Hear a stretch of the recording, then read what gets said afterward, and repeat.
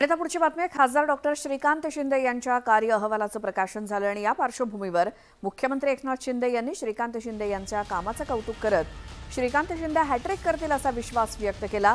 मी doctor नसलो तरी अनेक सर्जरी केल्या आहेत असं म्हणत मुख्यमंत्री शिंदेंनी उद्धव ठाकरेंवर टीका केली।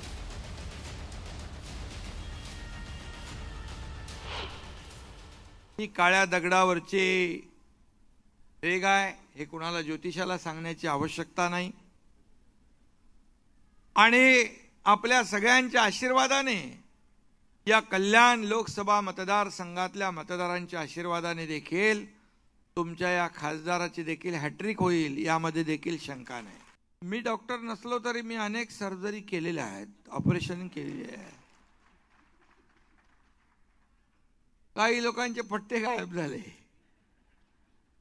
फटाफट फटाफट, काही लोक फास्ट फिरायला लागले, चालायला लागले, हळूहळू चालत होते। ते देखील गरजेचं होतं। रवी बरोबर आहे ना रे बाबा।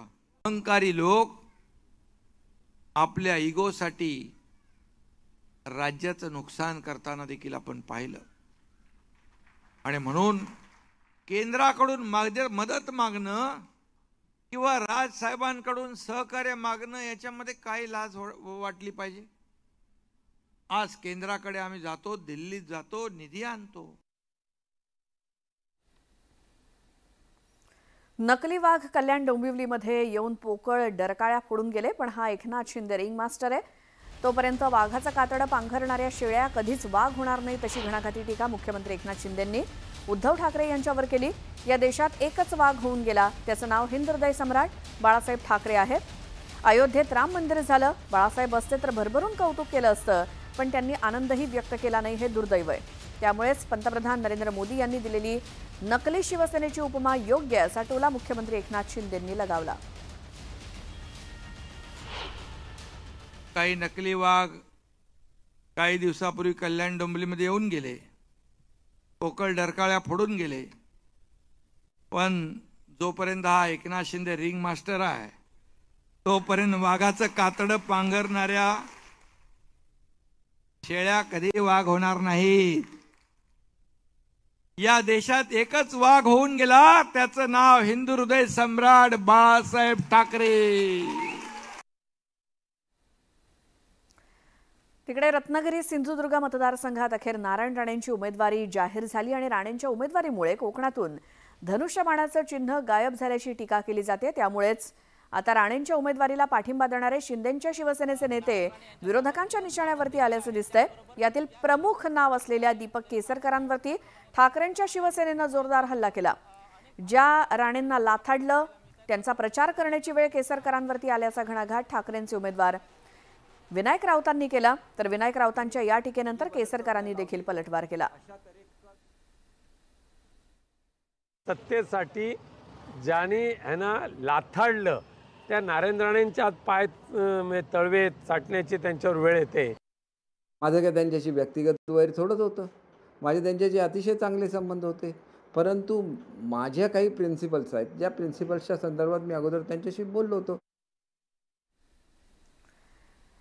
एकनाथ खडसेंच्या भाजप प्रवेशावरून पुन्हा एकदा नव्या चर्चांना उधाण आले आणि यावरती आता शरद पवारांनी भाष्य केलं। खडसेंच्या राजीनाम्याबद्दल माहीत नाही, तसंच खडसेंनी भाजपमध्ये जाण्याचा निर्णय नाईलाजानं घेतला असावा असं सूचक वक्तव्य पवारांनी केलं। दरम्यान पवारांच्या वक्तव्यावर आता देवेंद्र फडणवीसांनी टोला लगावला। खडसेंचा इलाज आहे की नाईलाज हे त्यांनाच विचारा असा थेट टोला फडणवीसांनी पवारांना लगावला।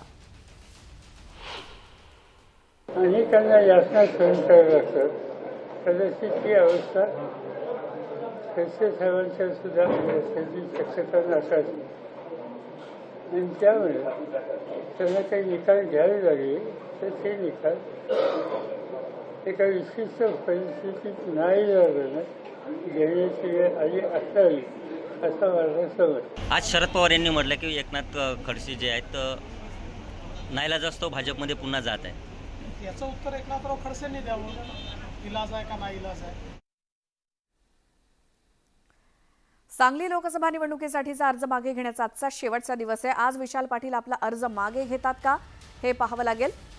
त्याशिवाय आज उमेदवारांना चिन्हांचं वाटप करण्यात येणार आहे, त्यामुळे आज नेमके सांगली लोकसभेत कोण कोण उमेदवार असणार रिंगणात हे स्पष्ट होईल.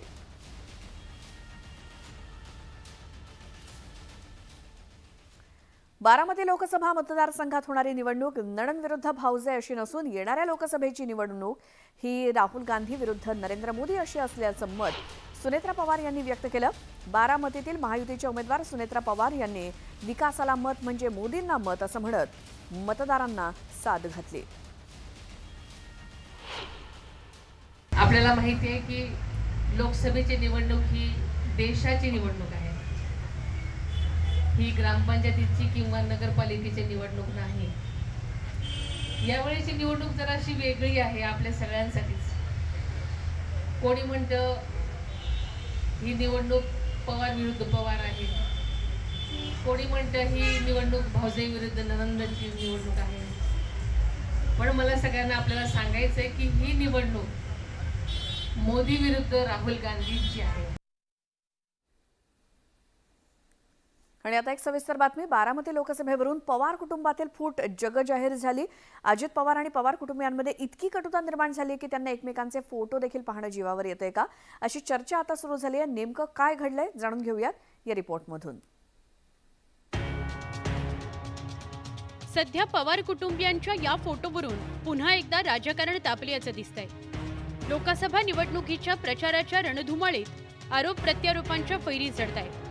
यात पुन्हा एकदा पवार कुटुंबियांमध्ये झुंपल्याचं दिसतंय. 2 दिवसांपूर्वी महाविकास आघाडीच्या एका सभेत शरद पवारांच्या पायाशी सुप्रिया सुळे, रोहित पवार आणि युगेंद्र पवार असे बसलेला व्हिडिओ आणि फोटो समोर आलेला.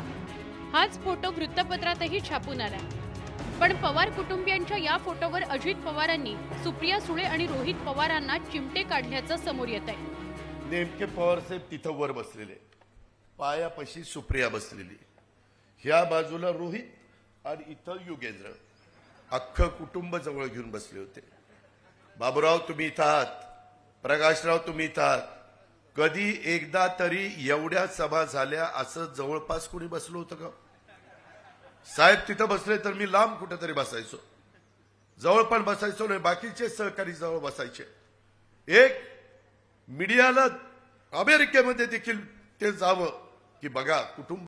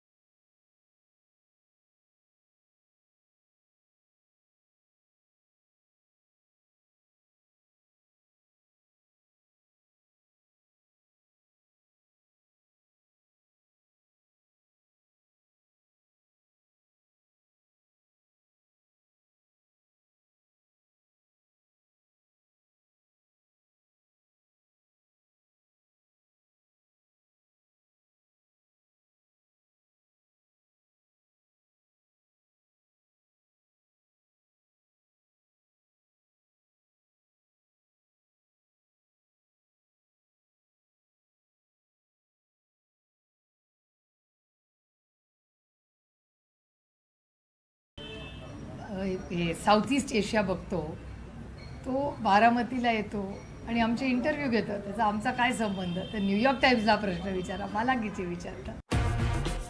बारामतीत पवार कुटुंबियांमध्ये थेट लढत होतीये. एकीकडे सुप्रिया सुळेंच्या मागे शरद पवारांसह अजित पवारांचे भाऊ श्रीनिवास पवार, राजेंद्र पवार आणि अख्खं पवार कुटुंब उभं आहे. तर दुसरीकडे सुनेत्रा पवारांच्या मागे फक्त अजित पवार म्हणजे त्यांचेच कुटुंबीय आहेत.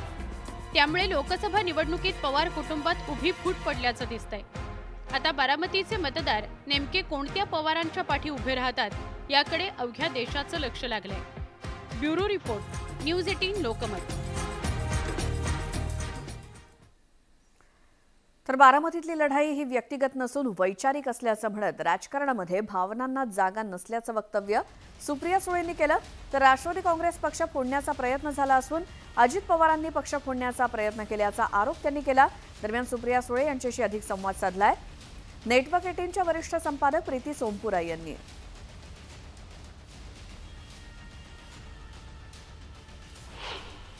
सुप्रिया सुळे आपल्यासोबत आहे. ताई, या वेळाची जी निवडणूक आहे फार कठीण आहे, काय वाटतं? Is it tough? इलेक्शन असतं. आणि मी इलेक्शन का लढते याच्यात माझ्या मनात क्लॅरिटी आहे. मी इलेक्शन किंवा राजकारणात कशासाठी आले तर तुमच्या आणि एक आयुष्यात एक चांगला बदल घडून चांगली पॉलिसी करण्यासाठी. आणि सातत्याने आपण माझं पार्लमेंटमधलंही काम पाहिलं असेल आणि माझ्या मतदारसंघात माझा संपर्क आणि एक टीम म्हणून गेले अनेक वर्ष आम्ही एकत्र काम करतो आहे. त्यामुळे एक टीम म्हणून आम्ही पुढे हे काम करत राहू. जेव्हा सुनेत्रा पवारांच्या नावाला तेव्हा शॉक वाटलं, कारण परिवाराची जी एक व्यक्ती जी आहे तुमच्यासमोर लढत आहे. ठीक आहे, आता हे आदरणीय पवारसाहेबांच्या विरोधात एक षडयंत्र अदृश्य शक्तीने केलं आहे आणि त्यांच्याच पक्षाचे लोक बारामतीतच येऊन म्हणले होते की आम्हाला शरद पवारांना संपवायचं आहे. ही भाषा आमच्याकडे नाही आणि महाराष्ट्रात अशी भाषा कोणी वापरतही नाही. हे दुर्दैव आहे की केंद्र सरकार हे सुडाचं राजकारण, ही जी भूमिका सुडाची आहे किंवा ही एवढी कटुता राजकारणात ही पहिल्यांदाच आम्ही अनुभवतो. जेव्हा हा डिसिजन झाला तेव्हा तुम्हाला शॉकिंग वाटलं? शॉकिंग असं नाही, पण अनेक दिवस चर्चा चालली होती. आश्चर्य जरूर वाटलं की आम्हाला कधीच वाटलं नाही अशी घरामध्ये षडयंत्र आमच्या कुटुंबाच्या विरोधात होईल असं कधीच आम्हाला वाटलं नव्हतं. पण शेवटी अदृश्य शक्ती. जेव्हा महाराष्ट्राच्या राजकारणात हे सगळं घडलं, जेव्हा दादा जे आहे ते BJP सोबत गेले, तेव्हा तुमच्यासाठी ते शॉकिंग होतं. कारण मला माहीत आहे की 2019मध्ये सकाळी जेव्हा शपथविधी झाली होती तेव्हा आपण भेटलो होतो सिल्वर लॉकच्या बाहेर आणि तुम्ही वॉकिंग करत होते तेव्हा हा न्यूज आली होती. तेव्हा पण फार शॉकिंग झालं होतं हे सगळं. 19मध्ये अर्थातच मला तो धक्काच होता 19मध्ये, पण 23मध्ये अनेक दिवस त्यांच्या मनात अस्वस्थता चालली होती आणि बऱ्याच लोकांच्यामध्ये चर्चाही झाल्या होत्या, नाही असं नाही. त्याच्यामुळे मला जेव्हा 23ला झालं तेव्हा तेवढा धक्का नाही बसला आणि एकदा ॲक्सिडेंट गाडीचा झाला तर परत झाल्यावर तेवढं नाही ना वाटत. तर महायुतीला बिनशर्त पाठिंबा दिल्यानंतर आता राज ठाकरे थेट प्रचाराच्या मैदानात उतरणार आहेत. भाजपच्या नेत्यांसाठी राज ठाकरे प्रचार सभा घेणार आहेत आणि या सभांची सुरुवात रत्नागिरी सिंधुदुर्गमधून होणार आहे.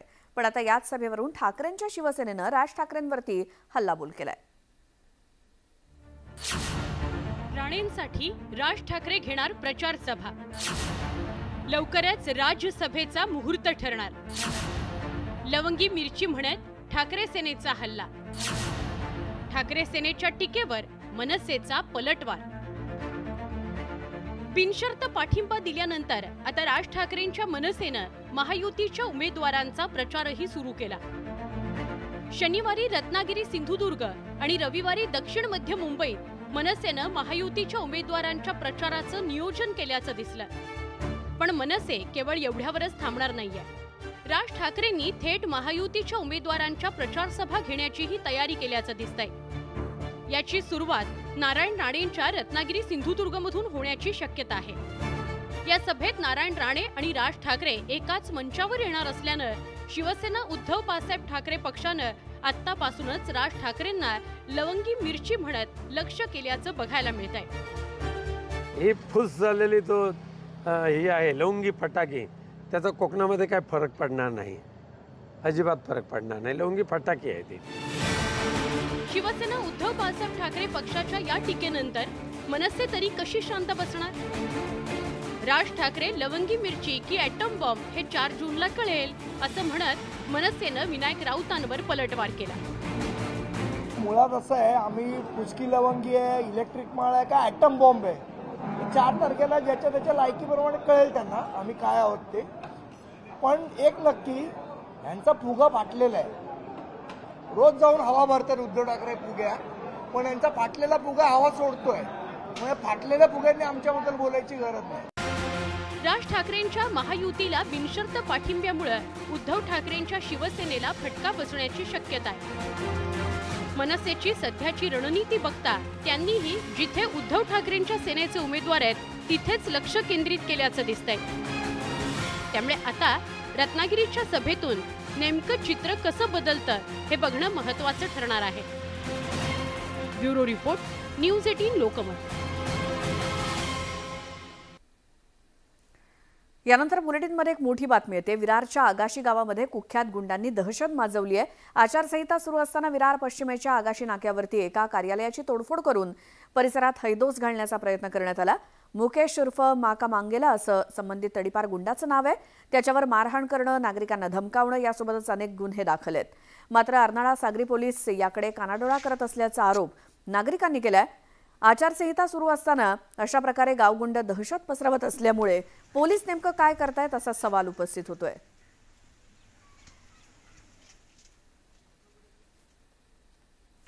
बीडच्या अंबेजोगाई इथल्या स्वामी रामानंद तीर्थ वैद्यकीय महाविद्यालयातील अपघात कक्षामध्ये 2 गटात तुंबळ हाणामारी झाली. या हाणामारीचा व्हिडिओ कॅमेऱ्यात कैद झालाय.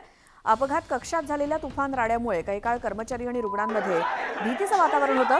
दोन्ही गटांना आवरण्यासाठी सुरक्षा कर्मचाऱ्यांना लाठीचार्ज करावा लागला. नेमकी हाणामारी का झाली याचं कारण समोर आलेलं नाही. सुरक्षा कर्मचारी आणि वैद्यकीय प्रशासनाच्या वतीनं अंबाजोगाई शहर पोलीस ठाण्यात तक्रार देण्यात आली असून गुन्हा दाखल करण्याची प्रक्रिया सुरू आहे.